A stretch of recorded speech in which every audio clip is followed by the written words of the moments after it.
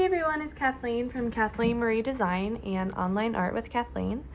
In today's lesson, we will be creating a mandala. A mandala is a radially symmetrical design. That means it is symmetrical or even around in a circle. Mandalas have been used all throughout history. They can be used in different religions. It can be used in meditations, or it can be used just for fun. So for this lesson, I have a mandala template. This is something that you can find on the internet if you type in mandala template into Google, or it's something that you can draw on your own if you have a compass, or you can just freehand it with a pencil. I recommend starting out with a pencil in case you make mistakes, and then you can trace over your final design with a Sharpie and add color. I'm going to start out with a Sharpie because it shows up a little bit better on camera. In my mandala template, I think that this center circle is actually a little bit too large, so I am going to break it down into one further circle. For this design, if you are making a mandala, it needs to be radially symmetrical, which means that you have to do designs that are even within a circle. An easy way to do this is to break it up into fourths and make sure that every fourth matches. When you do your designs, you will either do designs that are floating in the center or going edge to edge, and I will show you both. So to begin, I am going to start with the shape that is round and is going edge to edge.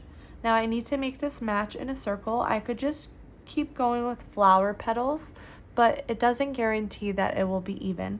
So a way to do that is I'm going to switch to doing it above and below that matches, and as I go I do like to rotate. I find it a little bit easier, and then I will do the right and left side. So now I know that it is symmetrical, it is even all around, but only doing this is not really a lot, so I always like to look for the negative space.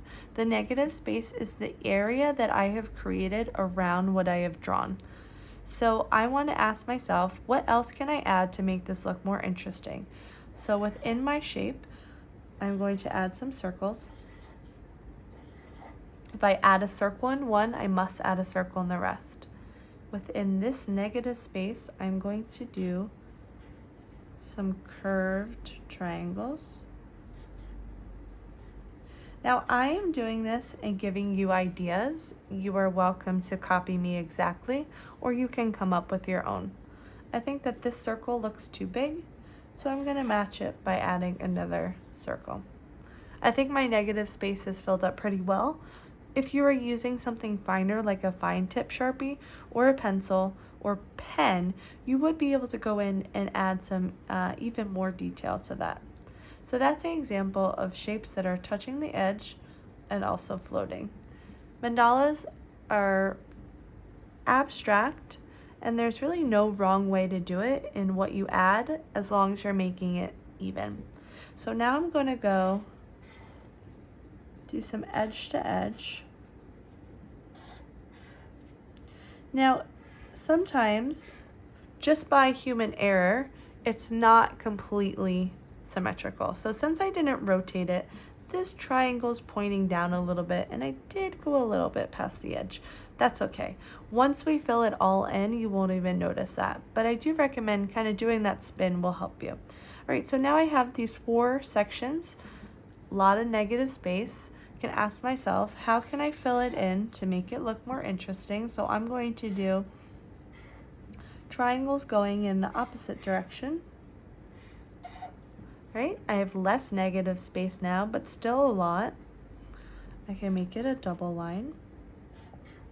And each time I do a shape, I have now created another area where I'll be able to color. So instead of having this triangle only show up as one color, now I can add 2 colors. I'm going to go back in and add some more circles. So it is good to kind of repeat the shapes that you have throughout. Okay, and I'll do, once again, make it a double line here, fill that in. Okay, more interesting. even something like some solid areas. It doesn't give you an extra area to color, but it does make the design a little bit more unique.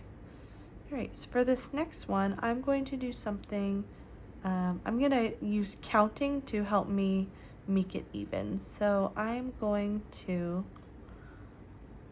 do, let's see, I'm gonna go back to a round shape and I'm gonna work a quarter at a time. So I'm gonna start, if this is the top, I'm actually gonna break it up for myself to make it a little bit more easy.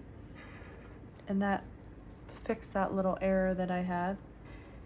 All right, I lined it up with the triangle, so it is a little bit off, but that's okay. So I'm gonna mirror this with something round.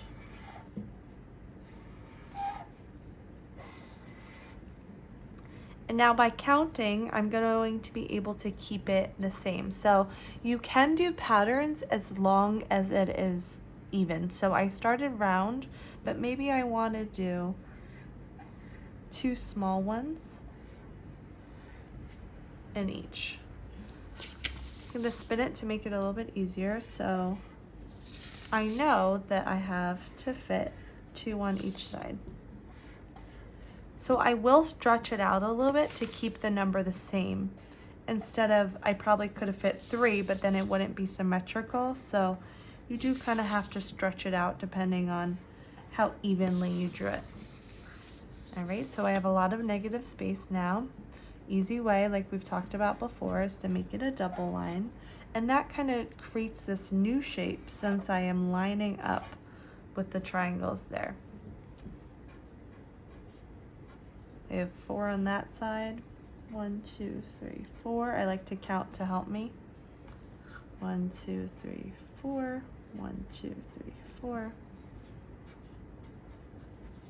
Counting helps to keep our designs equal. Maybe just add some dots in here. There really is no right or wrong way. I think on this side, I'm going to draw some dashes. I'm going to do 3 dashes. Long, short, long. This is another example. It does not give us a new area to color, but we are filling up the negative space with more pattern. We really want to look for those large blank areas and opportunities to fill in. I'm going to show you an example now of something that's floating. I'm going to try to count to keep it even. So I'm going to start here, 1, 2, 3, 4, 5, 6, 7, 8. Might not be perfect, but let's see if we can do around 8 in each. 1, 2, 3, 4, 5, 6, 7, 8. How to stretch it out a little bit. 1, 2, 3, 4, 5, 6, 7, 8. 1, 2, 3, 4, 5, 6, 7, 8, and then one more little curve there. All right, not perfect, but sort of. It's okay. Now, I think I'm gonna fill up the edge with some dots. This one, I'm not really counting. I'm just trying to equally space them.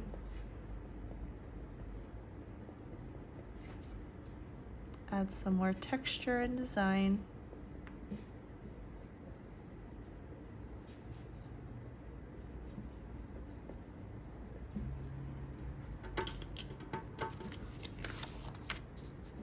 Sometimes it's easier to spin it.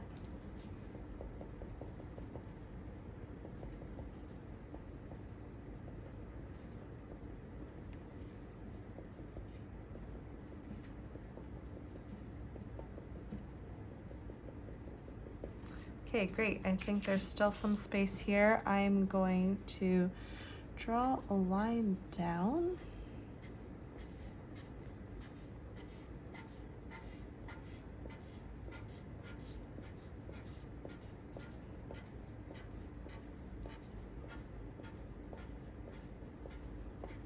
As you're going, you're really just looking for opportunities where you can add more shapes, lines, patterns, dots.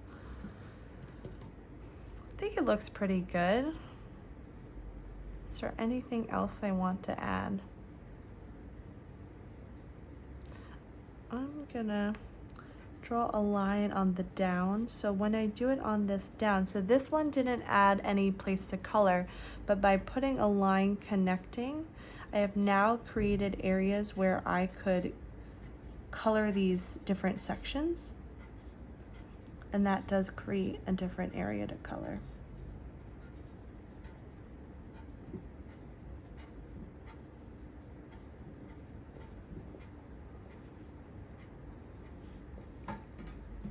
Okay, I am happy with that. So one thing I do want to talk about is the coloring portion. So to color it, we also have to color it symmetrically. What does that mean? That means when I color this triangle blue, I need to color the remaining 3 triangles blue. If I color this circle green, I need to color the remaining circles green. Now the only time that you can mix that up is if you have a pattern. So right here we have 2 small and big. So go small, small, big, small, small. So I could do yellow, yellow, red, yellow, yellow. What I cannot do is yellow, yellow, red, green, green. That doesn't make it symmetrical or even. So yellow, yellow, red, yellow, yellow, yellow, yellow, red, yellow, yellow. It needs to stay consistently the same going around the circle. Now when I have this, since I did try to make it equal, you could do these different bumps, a pattern. It could be black, white, black, white, black, white, and hopefully it would line up if it stays equal. But if you do not have an equal amount, then a pattern wouldn't work, and it would be better just to color them all the same color. Always look for areas that you can add different colors. So instead of coloring each ring, this whole thing one color, these shapes become a color, and then this background area would become another color. The more areas you color, the more line shapes, dots you add, makes it more interesting. All right, I hope you enjoyed this lesson. I would love to see what your finished product looks like. You can tag me at Online Art with Kathleen, and I will see you next time.